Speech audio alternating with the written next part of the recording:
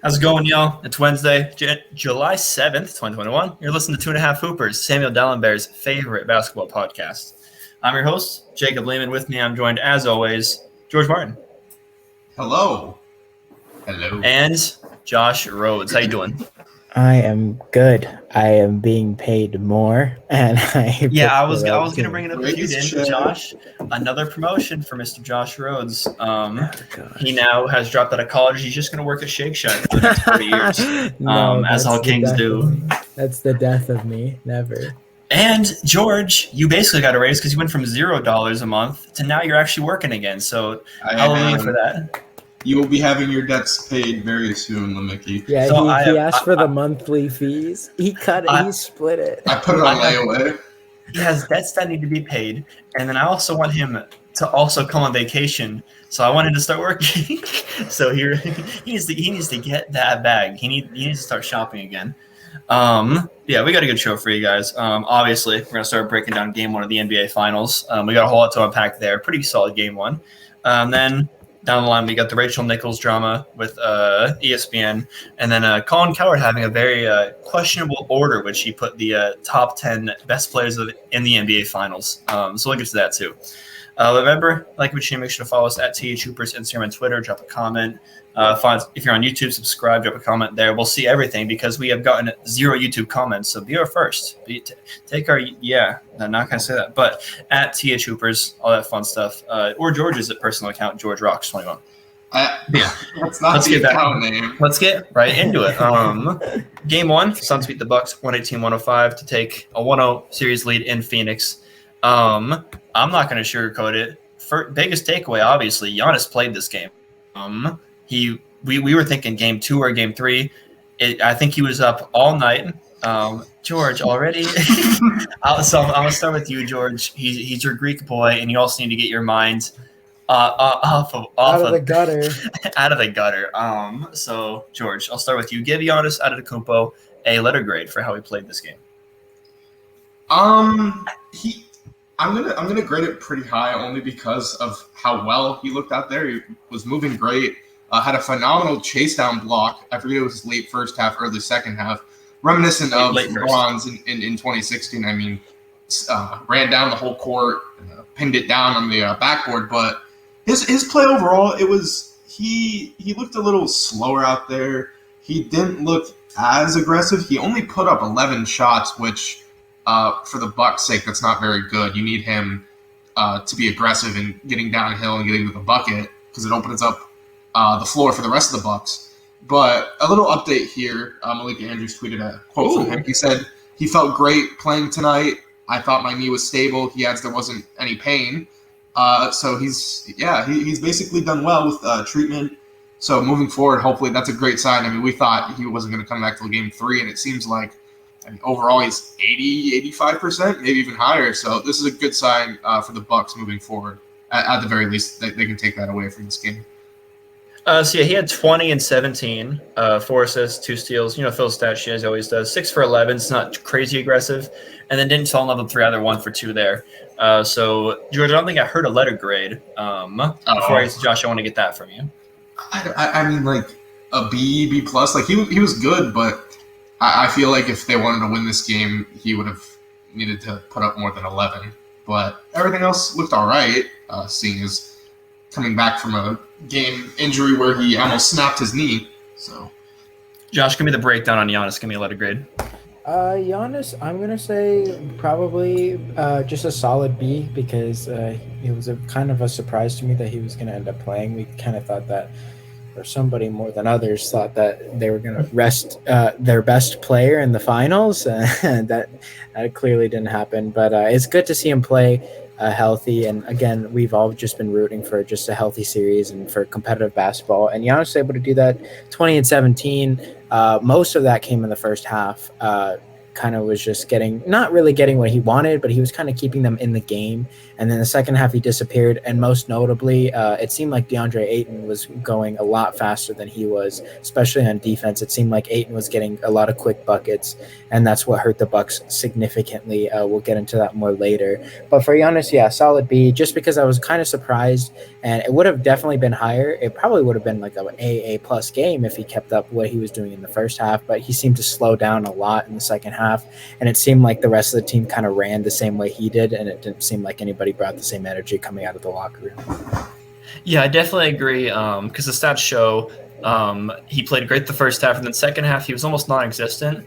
And I think, watching this, tell me if you guys agree or disagree, I don't think his knee was the problem. I think he just looked very tired.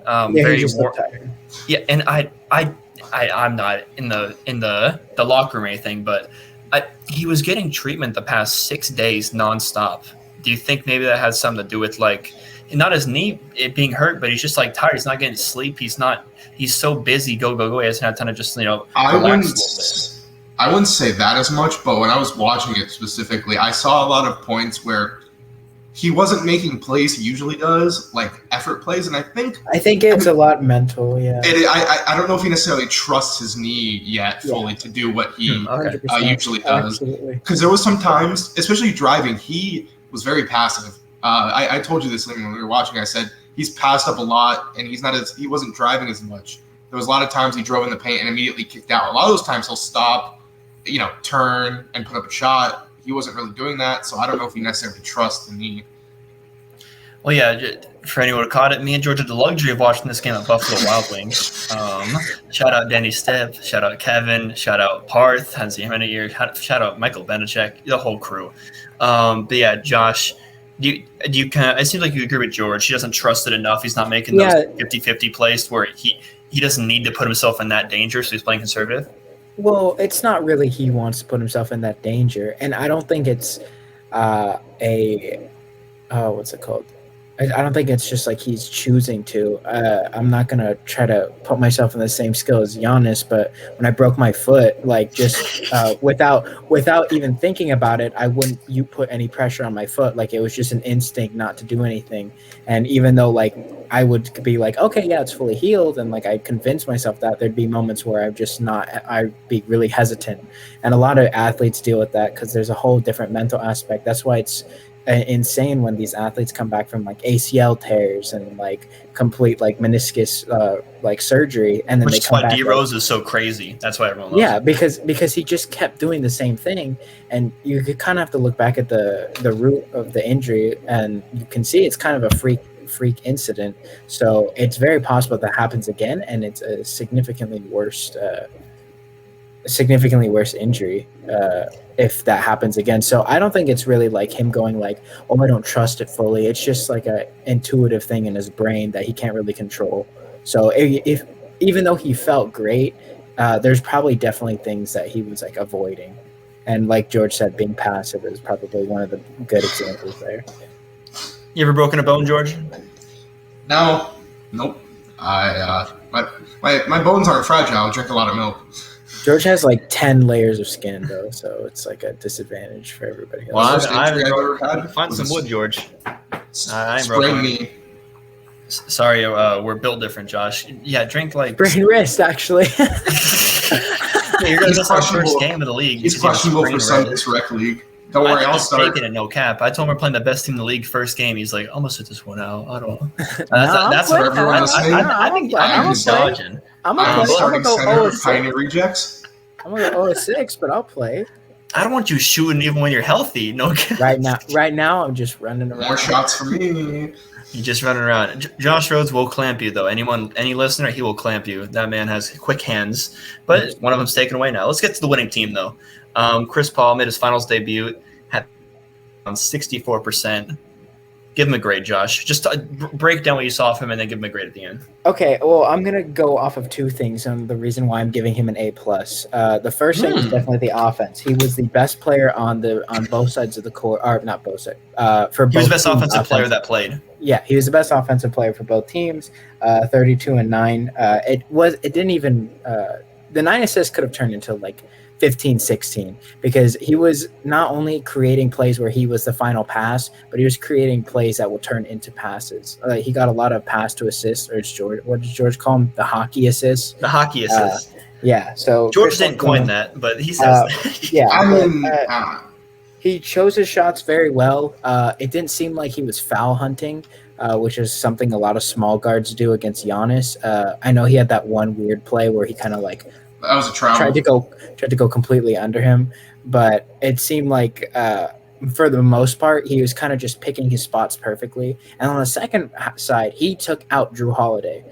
My big thing going into game one was if Drew Holiday can level out and just kind of wash Chris Paul, then it would definitely be a benefit for the Bucks. Chris Paul did the complete opposite of what I said I said would be helpful for the Bucks. He took away Drew Holiday and then absolutely eviscerated him offensively. And he did a lot of changes where he was just being guarded by like Brook Lopez and Giannis and PJ Tucker. Like they were throwing different guys at him on the switches, and he was still able to score and do whatever he wanted. And on the other side of the court, Drew Holiday seemed lost, as George's name that I gave to him. Drew went on holiday. It really seemed like they had Eric Bledsoe back. So yeah, I would definitely give Chris Paul an A+, especially considering that this was his first finals game ever.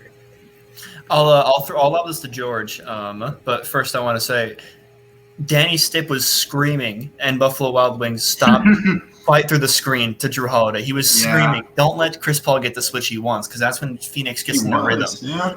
He just comes in the court. Okay, whoever Brook Lopez is on, set me a screen. Oh, they're not going to fight through it. All right, time to zig and zag and make Brook Lopez want to. There was one play, I think it was in the third quarter, where Chris Paul literally got the switch and then brought it back out, reset, and then literally did a slow dribble up to the free throw line, did two between the legs, and then one very subtle step back switch. Yeah, it's very hard to make Chris Paul uncomfortable, but he just looks too comfortable right now. Like he looks like he's just. He's getting whatever he wants, and Chris Paul's one of the greats. But you have to find a way to make him not get what he wants. I think one of those ways is to fight through the screens. And if you're Drew Holiday, you're a big body, get through those screens. But George, talk to me about Chris Paul. Did he get an A+, like Josh said? Yeah, I give him an A. I mean, that's I don't have any criticism for him. I mean, he was phenomenal, like Josh said, his finals debut. Really getting to his spots, given what the defense gave him by getting over those screens and just nailing down those mid-range jumpers. Like I told you, mid-range game is live, and I know you didn't like that because you never said it was dead. But for just Milwaukee, everyone says it. Everyone says it. It honestly just it looked like almost like a feel-out game. Like they weren't going over screens. They switched some, but they weren't. I mean, Phoenix got a. Did you just call the inexperienced Milwaukee Bucks and say that? I'm just saying it looked like it. I agree. He's saying the effort it was like a LeBron feel where the effort's not there. Okay, but this was a must-win for Milwaukee. I thought he was like, wait till Giannis comes back. No, there's nothing I can say like, oh, like with the Lakers, it's like, oh, Frank will adjust. Oh, wait till LeBron. No, I mean they don't have that. They needed a way larger sense of urgency, but just. They would switch, and Phoenix got a ton of open to good-looking mid-range shots. I mean, especially in that third quarter when they went up 20 to end it. I mean, Chris Paul and Book were just getting everything, and I'm sitting there like, what are they doing? And that's when Stipp was yelling like, Brooke, what are you doing? Step up, or Drew, get over the screen. So I agreed. They just looked like they weren't rising to the occasion, and that felt kind of weird to me because this is very important every game for them. Well, they are coached by Bud, and I'm sure Bud was like, he's going to start missing. He can't make them all. That just seems like something Bud would say. Stay positive, guys. Keep to the game plan. The game plan stinks. You need to get to those screens. Rivers, actually. But yeah, we got an A for George. What did he do wrong then, George? We didn't get an A+. What was the one thing he could have done better? George simply doesn't want to give Chris Paul an A+ because the Bucks suck. Not don't give Chris Paul credit. The Bucks were. He flopped a lot. I'm kidding. No, A is outstanding, man. Like I give him an A+. I don't have much, criticism. I'm just saying, if he didn't get 100%, he what did he do wrong? Nobody can play a perfect game. He missed 7 shots. There you go. Fair enough. All right, so this is kind of a broad one. I'll take it to you guys. The biggest takeaway from this one. George. Just talk about anything in the game. You talk about Chris Middleton. Yeah, I mean, Chris Middleton, he shot just under 50%, but he looked fairly good out there, very aggressive. He was making most of his shots, but then he kind of settled a little bit towards the end when they were down with not much time left. But to get a near 30 ball from him in game one is a very, very good sign. So yeah, I'll go with that. Okay, Josh, what do you see from this one? I'm going to go broader than George's. The Milwaukee offense comes from 4 players, and that's it. It's really alarming. Did you include Bryn Forbes? Because he came out swinging that fourth quarter. I did not include Bryn Forbes' whopping 5 points. No, I mean this is a genuine concern considering the 4 players. I mean Giannis obviously, and you're gonna get the Chris Middleton who played a good game. Drew Holiday struggled, and Brook Lopez he came out pretty strong. He did the things that he was supposed to do, where he attacked the opposite position, whether it be Crowder or Ayton, but then he disappeared, and then kind of just Milwaukee disappeared in general. And I know it's not really an alarming thing, and I can't really say the role players need to step up. It's just more Dante DiVincenzo would be really nice here. Phoenix kind of got their offense from a lot of different areas. Of course, their starting lineup, most notably Mikal Bridges. Like I said, the crowd roar Mikal Bridges. They do not miss a Mikal bucket. And then off the bench, Cam Payne put up a decent amount, and Cam Johnson, the sexiest jumper in the NBA. I'm gonna call it right now. It is the most textbook jumper ever. If you need to go to Clay, it's Clay. It's got it. Forget lethal shooter. Forget Klay Thompson. Cam Johnson. Watch Cam Johnson film. He has silky smooth every time he shoots it. I think it's gonna go in. But they got their offense from a lot of different areas, and Milwaukee. It's kind of, I don't want to call it one dimensional because it's not. But it's not a lot of passing like the way Phoenix is. It's a completely different offense, and I kind of surprised me a bit because it showed here in terms of how they struggled. So it's not on the players; it's on the coaching staff. You're saying it's the kind of offense they're running. Yeah, because Phoenix is becoming a more inclusive team, and Milwaukee's kind of gotten away with their offense coming from those 4 players up until now, where it seems like their offense becomes stagnant. And when Giannis disappears, it just becomes a bunch of ISO game, and then a very late pass to a shot that's probably not the best. So it's definitely on the coaching staff, but it just was significantly more noticeable for me this game than most of the other series they played. Well, yeah, I always notice it just because their half-court offense has always been very stagnant, especially because Giannis doesn't know what he wants to do with the ball all the time, and him being as non-aggressive as he was this game didn't help. I'm sure we'll talk about that a lot during the series, but 2 things. 1, George, are you vacuuming? What's that noise? The garbage disposal, I guess. Computer. It's his laptop. Okay, I forget his old laptop game. But yeah, mine, and it's not because I had him doing this going into the series. It's not that. But Booker, 8 for 21, struggles heavily. Does have 27 points, but in 42 minutes, he had game, man. Don't slander him. Don't slander him, please. He had 6 assists to 3 turnovers, which is decent. But yeah, 1 for 8 from 3. He just didn't play well, and that's fair. George, is he really the second best player on the Suns in your eyes? He has to. He's the third. 8 in this game, 8 for 10, 22 and 19. Ayton outplayed Giannis in this game. He did. Okay, I mean, in the playoffs, you can say that Ayton has been one of their second more reliable / best players, but I just mean, overall, I always thought it was Book. Just 25 because Booker's sexier, scorer. He's better. No, in the playoffs, Ayton's been the second best. It's because he plays better. High volume scoring. He does get. Well, I will say that he does get a lot of beneficial looks because who do you think a team keys in on more, Devin Booker or DeAndre Ayton? Chris Paul. Then who's second? Obviously, Chris Paul's one. Who's second? It's Booker before Ayton, and I feel like Booker gets Ayton gets less attention. He's not getting double, George. They're not game planning for Booker. Let him talk. No, he asked me a question. I just feel like Ayton gets less attention defensively, so he gets a lot. I mean, in that Lakers series and in the Denver. Oh, so Kobe's stats are inflated because all the attention went to Shaq, right? That's not necessarily true because Kobe was taking mid-range jumpers and stuff. Ayton's getting everything inside because he's getting open looks with the guards coming downhill and the attention up there, and then CP3 and Book blowing by them. It's getting Ayton good looks inside. Have we seen Ayton take the ball, high post, dribble it down on the low block? Did you not see that play where he got the ball and took that was one play in the Clipper series. Oh, that was it was this game. That was on a fast break, though. Who's not running the fast breaks, though? Devin Booker. Okay, George, here's my issue with Devin Booker, and I'm sure Lehman can attest to this also. Devin Booker's their highest volume scorer. He shoots the most because he's supposed to make the most. That's not arguable. Okay. However, the fact that he hasn't evolved his game to become a secondary playmaker, because he just has gotten comfortable with the fact Chris Paul creates everything. And I know Lehman and I talked about the Earl Watson thing and how he was trying to become a facilitator, and it kind of worked. But when he became a facilitator, his shooting went down, like percentage-wise. And so it just feels like he's this high-volume scorer, but Ayton had 22 and 19.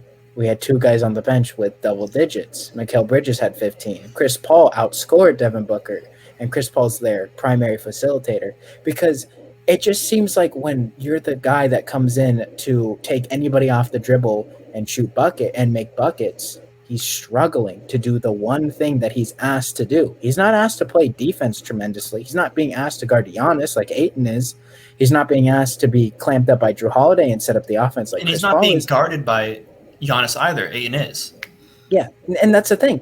It's just that Devin Booker is being asked to do one sole thing: get the ball, and whoever he's getting guarded by, get in his bag and make the bucket. And he can't do that. His one three was a wide open shot that it looked really ugly. He was like hesitating to shoot it because he was struggling that bad. And that's my big issue with Devin Booker. And it's been like this for a lot, because even though he's a confident shooter, sometimes he just misses them. And those are like the things, like, I don't know. It just rubs me the wrong way.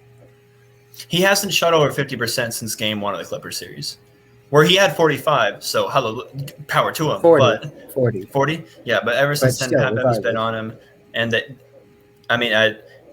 wasn't even. And that's the thing. They don't have the Pat Bev, Paul George defensive excuse in this series. I know it's one game, and he could easily put up 40 in the next game, and he should, because the people that they're playing are the second choice, because all the attention's going to Chris Paul and Giannis is on Ayton. So they're playing arguably their third or fourth best defender in Devin Booker, and he's going under 50%. That's a lot. George? It's fair criticism for this game. I mean, if it continues, then obviously there won't be much of a discussion, but I don't know necessarily if it's fair to say, because he's drawing tougher assignments, that necessarily means that he's automatically better. You're talking about Ayton. Obviously, he had a near 2020 game, which is phenomenal, but I guess we'll just have to see down the line. I just always felt that. George, how did you say it's not fair? No, it's not that Ayton struggled and we're giving him an excuse. I'm not saying that, but I'm saying that you tie in him having the one good game and being he had the reigning. Ayton's been their second best player the entire playoffs, George. This isn't one game. He might be. And I get it. Booker's shooting has continued. He hasn't had an over 50% game. I get it, but you're comparing a guy who is being asked to be a high volume scorer and shooter to one who's getting dump offs and open looks from the guards multiple times. If Ayton was like Jokic hitting mid-ranges and low-post hooks and all that, then I would 100% agree with you. What, Lehman? What, Lehman? We didn't say Ayton's a better scorer. We said he's more efficient and a better player. I'm saying, of course, his numbers are rebounds. 19 rebounds. That's very impressive. And but he has stopped he been getting 20 all playoffs? No. Obviously, yes. This one performance has been he's averaging 20 and 15. This isn't a one-off from George. You're missing our point. Devin Booker is being asked to be a high volume scorer the same way Ayton is being asked to clog the paint and get rebounds. And Ayton's excelling. Devin Booker is not excelling at being a high volume scorer. To compare Devin Booker or to compare DeAndre Ayton's scoring is like comparing Devin Booker's defense. It's a very secondary thing that they have to do, but their primary focus for Ayton is getting rebounds and clogging the paint. And he did that today against Giannis. He's been doing that constantly. He shut down Jokic. He swept Jokic, outplayed him. He didn't sweep Jokic. Jokic's depleted team was swept. Mm-hmm. Okay, making Ayton and Jokic were a wash. He washed the MVP. They were averaging the same amount. That's not the defensive. No, because they defensively said that we're going to shut everyone else off, and just have Jokic throw 35 shots. Yeah, and he didn't make those 35 because Ayton was on him 1v1. Yeah, George. It's not. I don't think it's a fair comparison. I will say that yes, Ayton has probably been. It's not a fair comparison second best so far against their best. I'm saying okay, yes, his rebounding numbers have been very impressive, but I'm saying somebody's got to call Monty Williams and tell him let DeAndre Ayton shoot mid ranges so George can give DeAndre Ayton some respect. No, I'm saying his defense has been very impressive, and the rebounding has. But overall, I feel like you guys are only looking at a small body of work compared to what Devin Booker had been doing all season. Booker's been asked to do one thing, and he can't even do it well. Score. And I'll say this. We're going to wrap this up soon, but this was great. And I'll let George have closing remarks. Me and Josh will shut up. But I'll say one here. You keep saying Ayton. Ayton. What's the word? Gets helped the most with Chris Paul being on the team. He gets those dump offs. You're exactly right. But Booker isn't able to be double teamed. Except for like down the stretch in the fourth quarter, like in the last seconds of a play. And then Booker's not able to be double teamed because Chris Paul's there. So he also benefits from Chris Paul being there. So I'll have you send us home, George. Just give your final thoughts. Yeah, he hasn't been great at all. So if Ayton continues to do this and be that paint presence and being the defensive anchor, then of course he's going to be the second best. Like there won't be much of a debate. But I just felt like I kind of felt like it was a little bit unfair because Josh was also saying, not that he was wrong, but it's like, Ayton's out there or Booker's out there against the third, fourth best guy on the Bucks defensively, and then Ayton's drawing up Yanni defensively and offensively. Well, it's true he isn't fully healthy yet, and I just felt like saying that and being like, oh, that's another reason isn't a full reason to him being second. But I did agree with most of your points, so if it continues, then I won't have a problem putting him second. I will say, how much longer can it continue? Because there's only 5 games left, max. After game 3, I can probably give it to you. If it continues. Okay, word up. 2 more games. Word up. Let's move on here. So, let's talk about what Milwaukee has to do to win game 2. I know George has them winning game 2. I think I have them winning game 2, and I'll probably stick with that. I don't hate what I saw from them this game. So, George, what's the biggest adjustment Coach Bud has to make? Please go back to the pick and roll offense of Drew Holiday or Chris Middleton and having Giannis as the roll guy. It makes it easier for him and makes less decisions, and it's just free-flowing offense. It also helps Drew Holiday get involved. He was 4 for 14, 10 points. That's your third option. That can't happen in the finals. So I just feel like they did it a lot down the stretch, especially in that Nets series, and it worked beautifully. They did it 3 or 4 times in that Game 7. They got a bucket every single time. It opens up the offense, and it makes things easier for them. So I feel like that's what they need to do. I agree that that's what they should do because the NBA's free-flowing offense is never a bad thing when you have talent like the Milwaukee Bucks. But they don't have an initiator that can, like... You don't think Drew is enough for it? No, he's not, and not against his Phoenix defense. He could run that. He can run that pick and roll with Giannis against any team. He can run against the Suns. But what he was doing against the Nets, he can't do against the Suns, where he initiates that offense lickety-split. It takes a lot for the Bucks to get out of their offense right now, and that's one of their big problems. It's not what my adjustment will be, but I think your head's screwed on right wanting to do a free flowing offense because that talent. But I don't know if they have the key traits to do that. Mm-hmm. You Josh. make a point, yeah. Biggest improve. I think they need to slow down Phoenix, and I mean, I know Chris Paul is probably the best half-court player, but it seemed like sometimes they got too comfortable, and then they would just forget. I think if they can take DeAndre Ayton out, like they can live. They have to live with the fact Chris Paul is probably going to put buckets on their head. But if they can take away those easy DeAndre Ayton buckets, and they can take away those like fast 3-pointer opportunities that Mikal Bridges and Cam Johnson were getting, those are a lot of points, and they didn't lose the game by a lot. So if they can kind of slow down Phoenix and make them work for every bucket, because not all those guys are creating for themselves. It's Chris Paul. What's the key to slowing them down? Because it's just better defense. But what's like the one thing that it's Giannis? Let Chris Paul get his and stay home on shooters. Is that what you're saying? No, it's Giannis. It's the defense getting back, and that kind of is dependent on just Giannis's health and also stopping the ball because there was not a lot of that. Drew Holiday was behind Chris Paul a lot. in the fast break game. And it seemed like whenever Ayton got the ball, he did the thing that I do at Park, and I just throw it, and then I sprint as fast as my player will let me, and then I'm on the other side of the court. And it just didn't seem like the energy was matched, especially in the second half. Well, you can see like in the first half where it's kind of less fast break, it was a lot more close because Phoenix had to create every bucket, and Booker was struggling, and it was harder for Ayton to get his own. And they had a lot of weird switches, and they would forget about Ayton in the middle or like plays like that. I remember there was a few in the first half where they would switch and they would both come up, and then Ayton would just kind of slide back in and get an easy 2 points. And it wasn't just the ball movement. They would just like it's miscommunication in the NBA Finals on defense, and that Chris Paul would do that to you, but it wasn't fun. It wasn't fun to watch or acceptable. Mine is it's just and it starts with Giannis, and we harped on this 6 times already. They have to be more aggressive as a team, and they go as Giannis does. Right. 16 free throws for the Bucks compared to 26 for the Suns. And the Suns set an NBA Finals record, went 25 in a row without missed their very last free throw, 25 or 26. But Bucks shoot 1 less percentage from the field. They make more threes. They shoot a better percentage from 3. They have more assists. They have more total rebounds, and they lose the game by 13. And that's because the Suns had – little quick math, 16 more free throws made than the Bucks did. And that comes to being aggressive because it seemed like the whistle seemed pretty fair this game. It wasn't like they were getting thrown to the lane and getting hacked and weren't getting calls. They just weren't driving as much. And they did shoot more threes than the Bucks, than the Suns. They were kind of settling. So I think it's overall just aggressiveness that comes from the Bucks. And then you guys also make good points of, the defense has to be better as far as that goes. All right. Josh, how do you think Game 2 is going to go? And give me a prediction who's going to win. I think the Bucks will make some adjustments. However, I'm still going to take Phoenix because I don't think Devin Booker is going to struggle as much.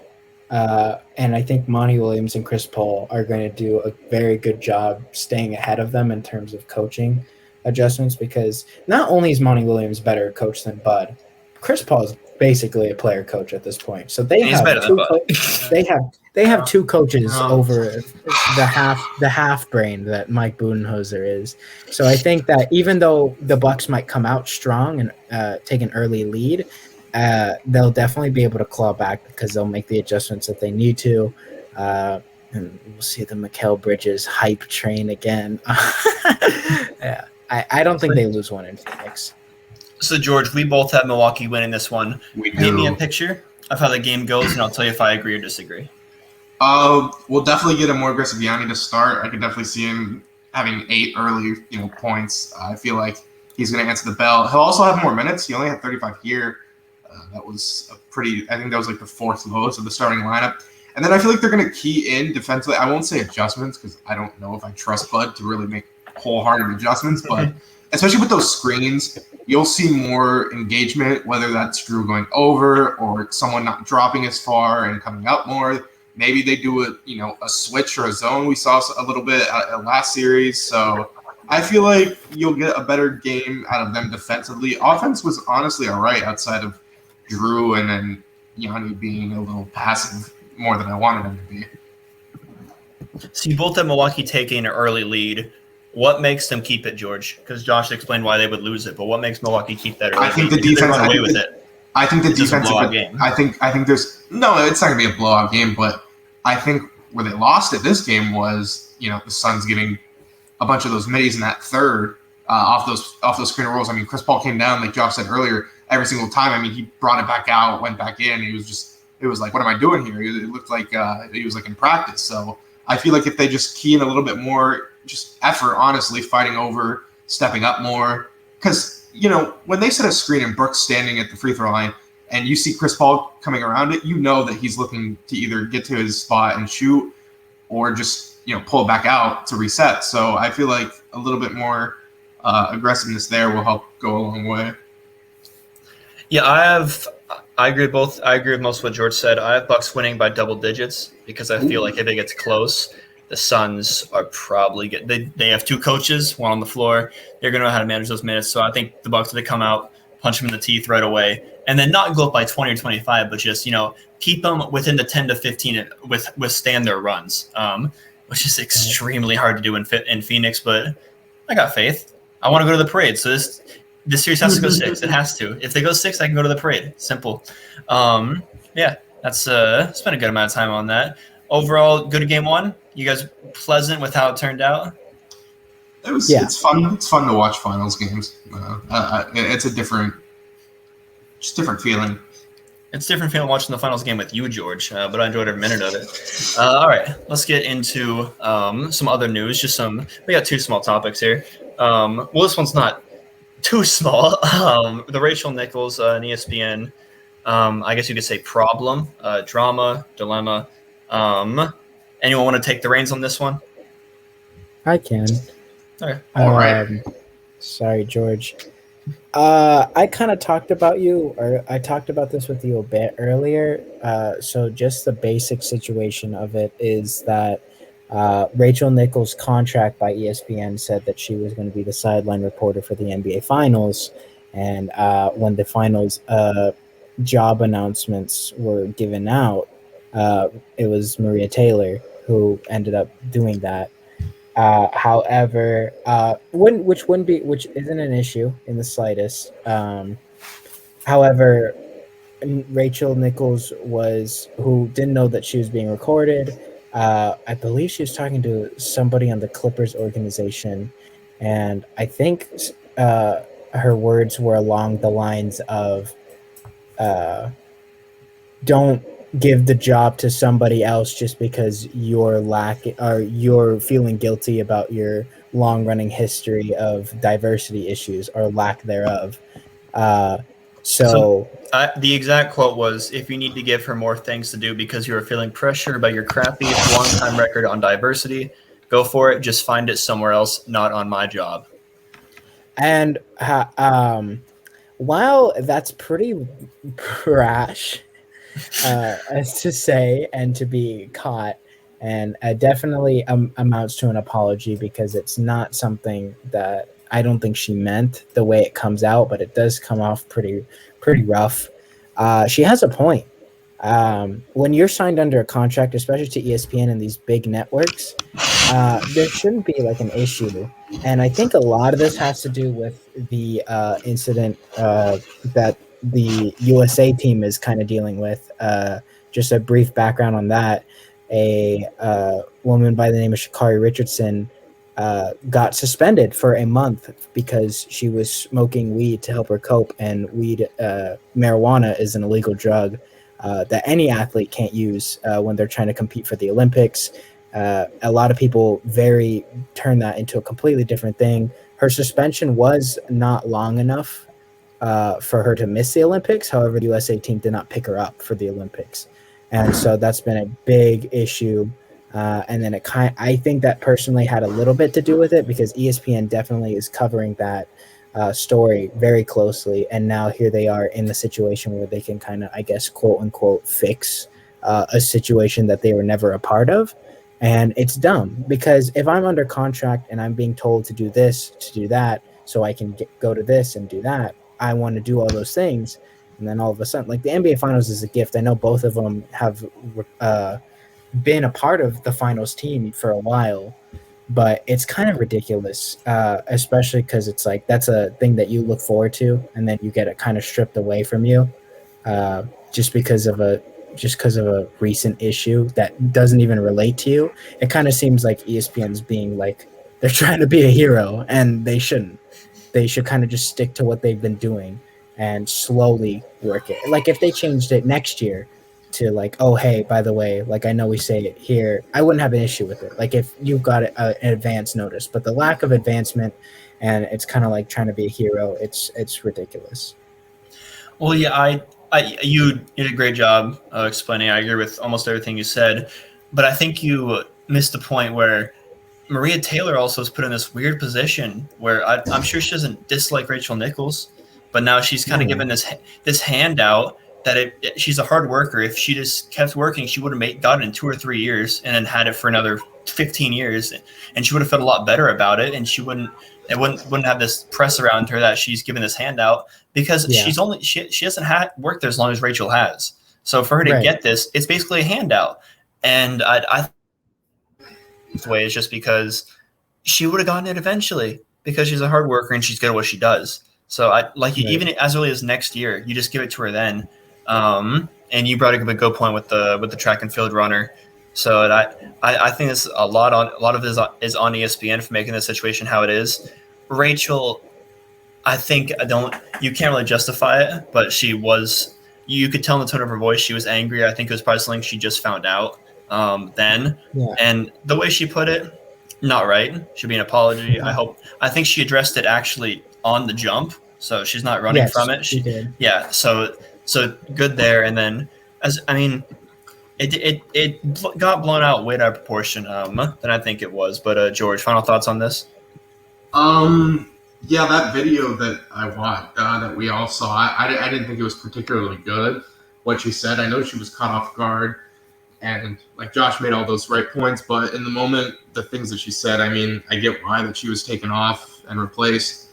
But yeah, I mean, it was kind of just a wrong place, wrong time. It was interesting to take her off and then replace her with Maria Taylor, the person who she dissed, and like you said, Lehman, like, you know, she's a hard worker and all that. So it was very interesting all around. I don't have a huge problem with it, but yeah, I mean, I don't know. Hopefully it's like a thing that gets kind of swept under the rug, but it was interesting to say the least. Yeah, I was really nervous because George's Twitter went crazy. He had a Rachel Nichols tweet. I think he got like 3K likes, so hats off to George. But I hadn't seen the video, and I was like, please don't tell me it's something like Donald Sterling or something. I'm going to be sick if it is. Like, that would be horrible. But luckily, she was still extremely out of pocket for it, but it wasn't as bad as I thought it was going to be. But that also gave us some other new rumors. Josh, you were just telling me about this. What's going on with Rachel Nichols and Jimmy Butler?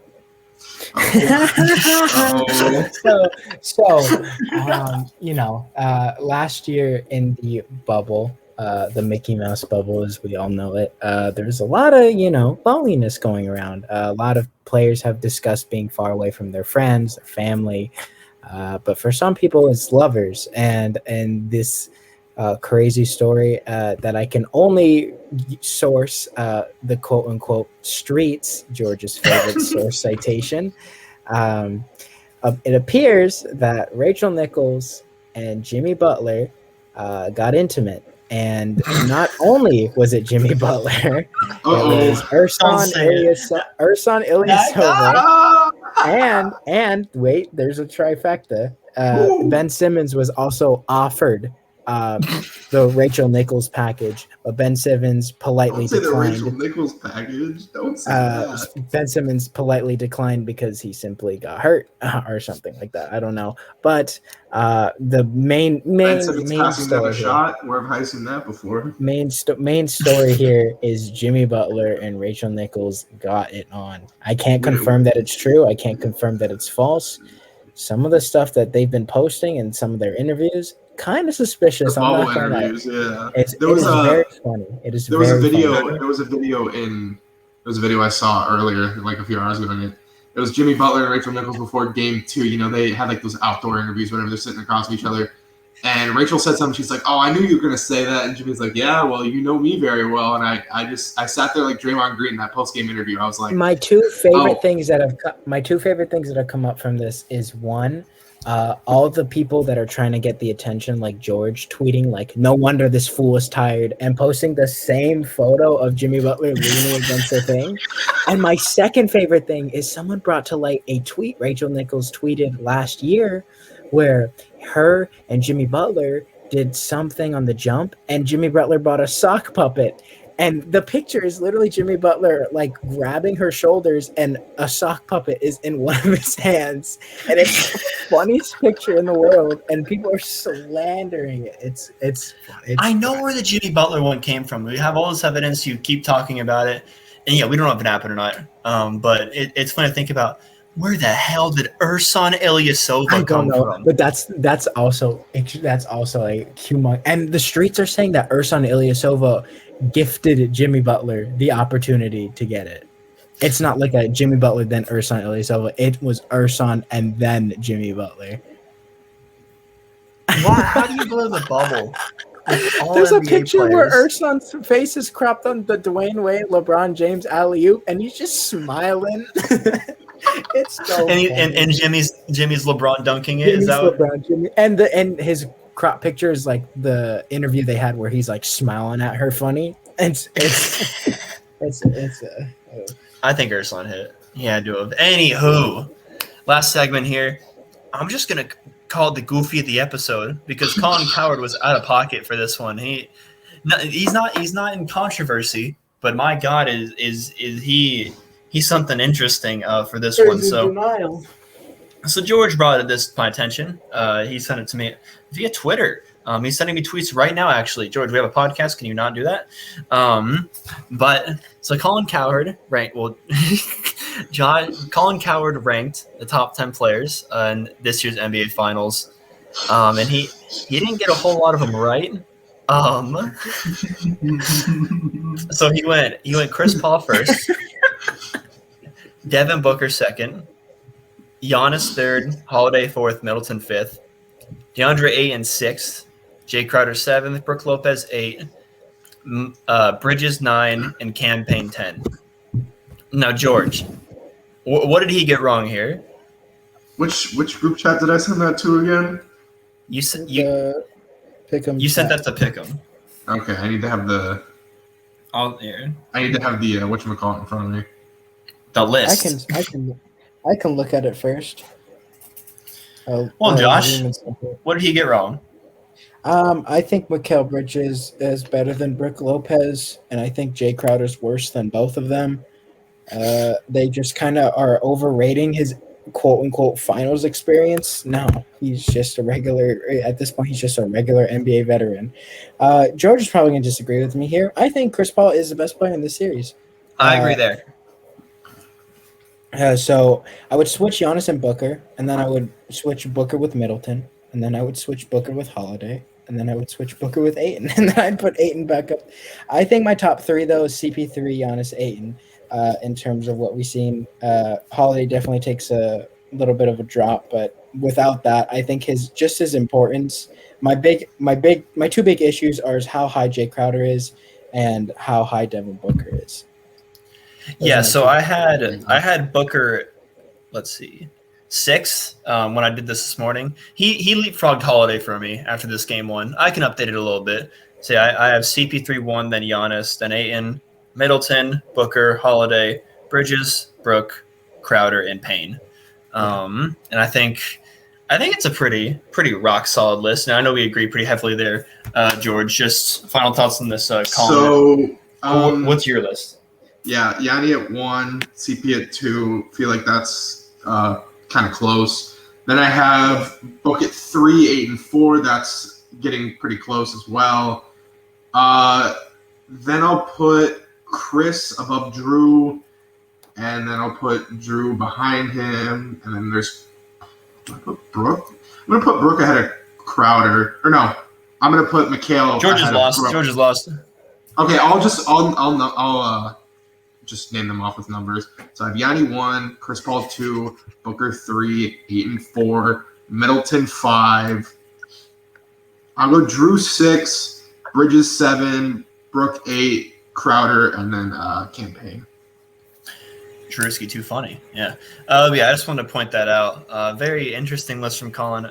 I'm sure we could find an article for every episode because there's a lot of guys out there thinking they know how to rank players or do certain lists. And it doesn't always work out well. George is always on Twitter. He'll find them. This is the new halftime segment that I'm stealing from him. But yeah, I'm going to call it there unless anyone else has anything to add. No, Skip Bayless tweeted, "I miss LeBron." That's funny. I thought that should be put up to. I thought that should be put into light. So yeah, just to recap, me and George got Milwaukee taking game 2, and Josh, you have Phoenix going up 2-0, and then game 3 being an absolute classic. But yeah, we'll see you guys Thursday. Thanks for watching or listening. If you like what share, make sure to follow us at THHoopers, Instagram and Twitter. Watching on YouTube, hello, how's it going? Hit that subscribe button.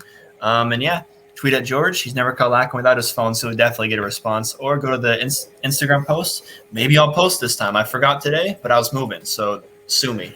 But yeah, everyone, thanks again so much. Thanks for being an OG, and take care.